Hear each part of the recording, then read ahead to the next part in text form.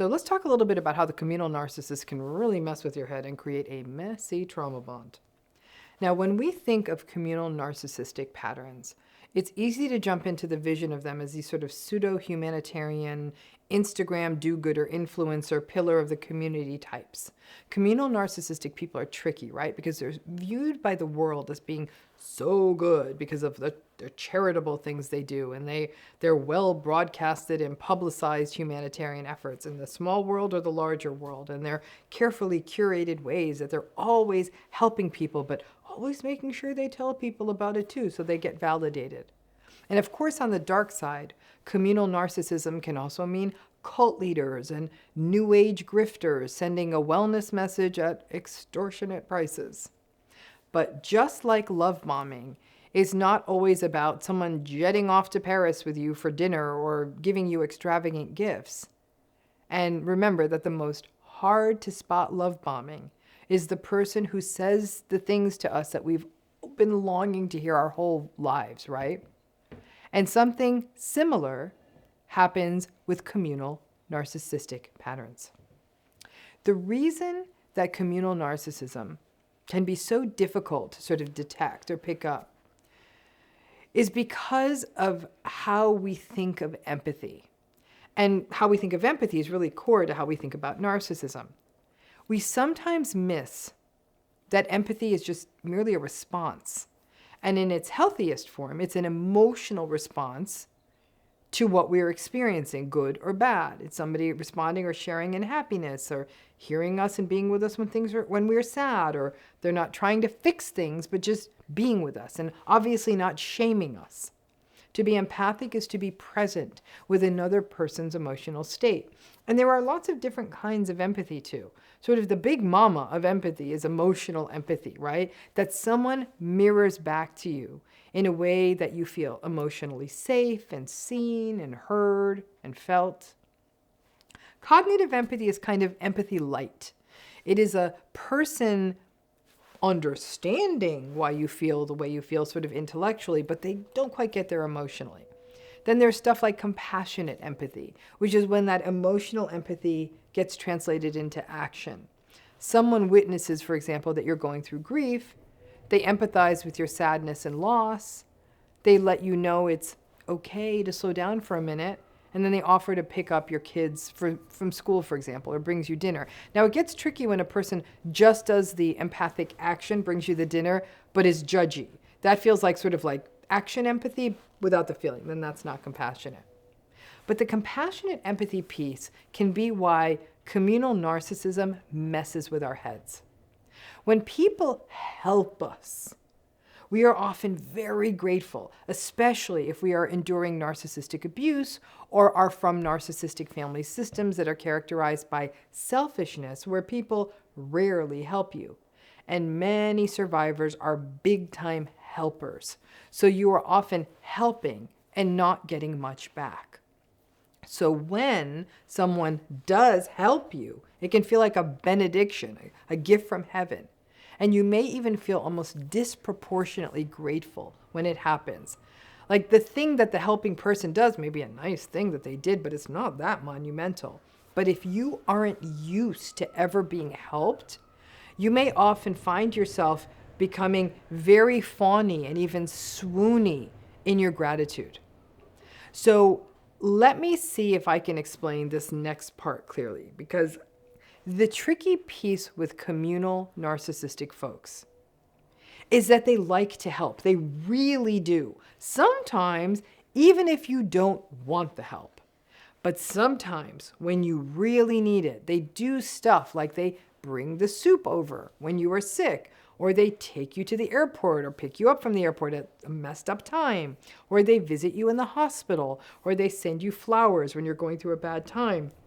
Or they help you find an apartment to rent, or help you plan a vacation, or go and visit wedding venues with you, or shop for wedding dresses with you. They may actually do things with you that are time consuming, that may cost money, and they give the thing that you know is most precious, which is time. You may feel really beholden to them. They helped you. And so what if you didn't ask for it? They showed up, and most other people don't. Again, and especially if you are not used to being helped, when they help you, you may feel an incredible level of gratitude towards them. Now, here is the part I want to make clear. I don't want this to get lost.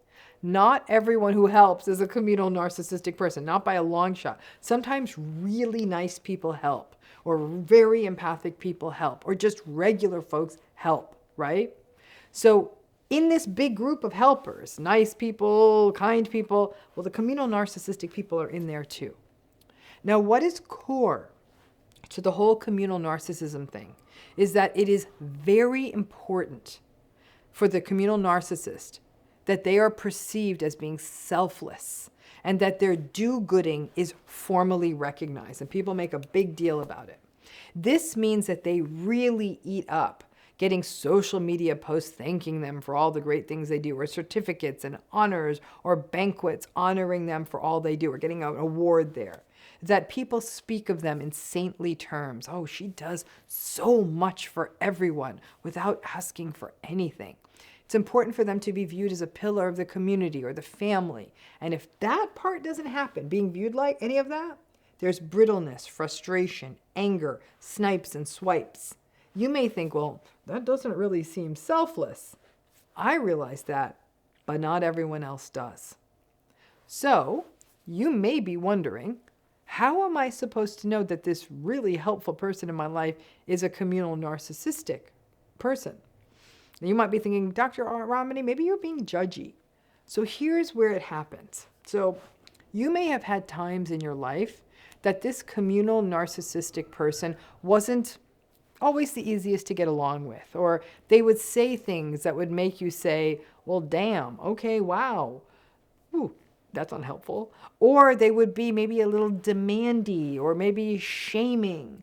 You would wonder if you were reading them or the situation wrong, because then sometimes they're so helpful. And you would think, well, you know what? Actions speak louder than words. And maybe I am being neurotic. So, okay, so they did say something weird or did something that didn't feel good, or that thing they did was just not nice at all. But isn't action all that matters? They are, after all, doing the helpful thing, and most other people don't do that. But then one day, something happens in this relationship with this helpful person. Maybe you have a very painful conversation with them about whatever, and they are very blamey or shamey or judgmental or unempathic. Maybe they leave you out of something, or they do or say something very unkind or hurtful or manipulative or selfish, and you call them out because you're like, this person's so helpful. You figure, we can talk this out. They will be accountable. They help me, and they show up. They are a nice person. And then, bam, they let you have it. Maybe you do actually say to them like, hey, wait a minute. What you just said, that was not nice. That was mean. Or I didn't appreciate being left out of that family dinner. Or what you did was really insensitive. And then they really lash out at you. They will not take an ounce of accountability. And they will push back and may tell you how selfish you are, that you are all take, that they have done so much for you. Oh, they'll say things like, oh my gosh, do you not remember who gets up at dawn to take you to the airport for those 5 a.m. flights? You didn't ask. They offered, but they have a point. Yeah, they did wake up. Or they might say, do you not remember who sat with you all night in the hospital? Or they may just give you the silent treatment and be very curt and short with you. The hard part is that, yes, you do remember the things they did for you, and now you're confused. Are you blowing up this relationship with someone who has done good things just because they won't be accountable? And are you running the risk of ruining this relationship that may have mattered to you? Maybe you feel like you're the one being unrealistic, like, hey, they were really helpful, and yeah, so they got some quirks. And then even worse, you may start sliding right into the, well, maybe I'm the bad person. Maybe I'm selfish. They're right. They have done so much for me. They've taken me to the airport. They brought me soup. I'm an asshole. So what if they broke my confidence? And so what if they told our friends about my illness that I begged and asked them not to say anything about? Or is it really that big a deal that they told me that I'm lucky that I even have a job given how dumb I sometimes am? Maybe they were just giving me tough love because, gosh, they're helpful. This is actually a really devastating thing that can happen if you have a communal narcissistic relationship in your life. Because if you are lucky and someone walks you through it, you may start to see that your communal narcissistic friend or family member or partner's reputation is largely just based on all the stuff they do for other people. That they're a big entertainer, or they show up to stuff, or they give gifts. It's actually a really good brand to have in a world where a lot of people don't show up. Because again, most people are often too busy to do the doing. Now, we may be ultra empathic and not shame our friends or judge them or be unkind to them. But we may also recognize, well, I'm not the one who brings orange juice over or sends bunches of flowers, and I didn't organize my second cousin's baby shower, they did. The communal narcissistic person's grandiosity is fostered by this sense that they selflessly do and show up for other people, that they are people of service. And, the and is big here. If anyone questions them and says, hey, that thing you said wasn't nice, or, or if, let's say you second guess them and you second guess their helping or critique them and you ping their shame, then you will have broken the dam of their shame, and all of that helpfulness turns into cruel rage, as it does for all forms of narcissism. And the rage may be a full-on attack, or it may be them withholding or withdrawing or giving you the silent treatment. And this can actually feel worse than it does in other narcissistic relationships. Because this helper person, this doer, this giver, may feel as though they have sort of slipped away a bit. And especially if you do have other narcissistic relationships in your life, even in the past, this can feel like a real loss. Because even though this helpful communal narcissistic person isn't an easy person, well, at least they showed up and were helpful. They carried the boxes when you moved. You get the idea.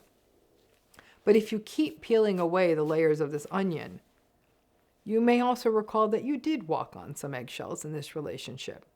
You may have engaged in more self-blame in this relationship than you did in your other relationships.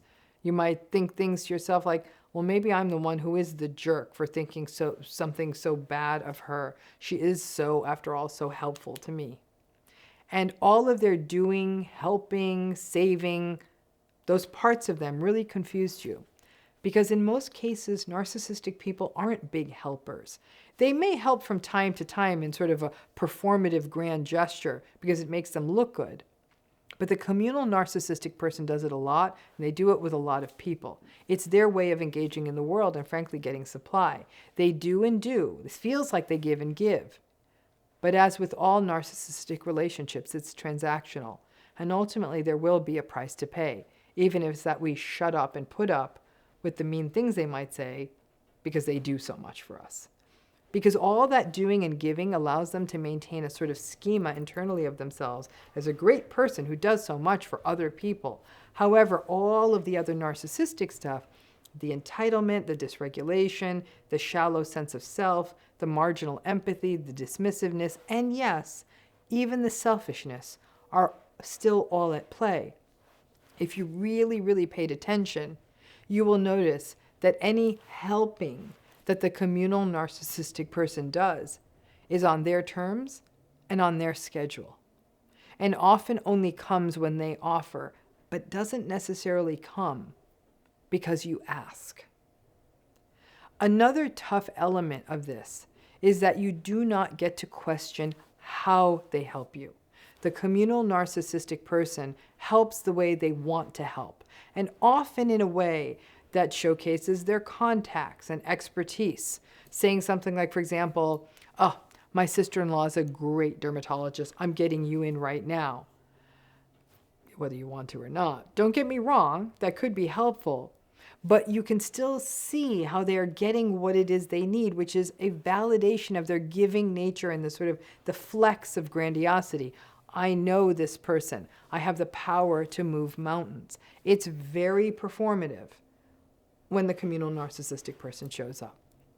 It can be extremely confusing to be in one of these types of relationships because it can defy a lot of the stereotypes about narcissistic relationships. And in some cases, the communal narcissistic stuff happens alongside the judgmental stuff, which basically implies that you don't get to give me feedback on anything because I've helped you so much.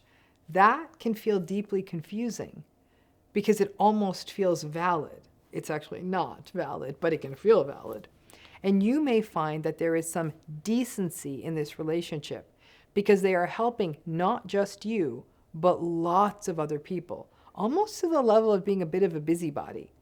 And at the same time, you understand that they have this big need to be known as the big, great savior helper, and you may even count on their help.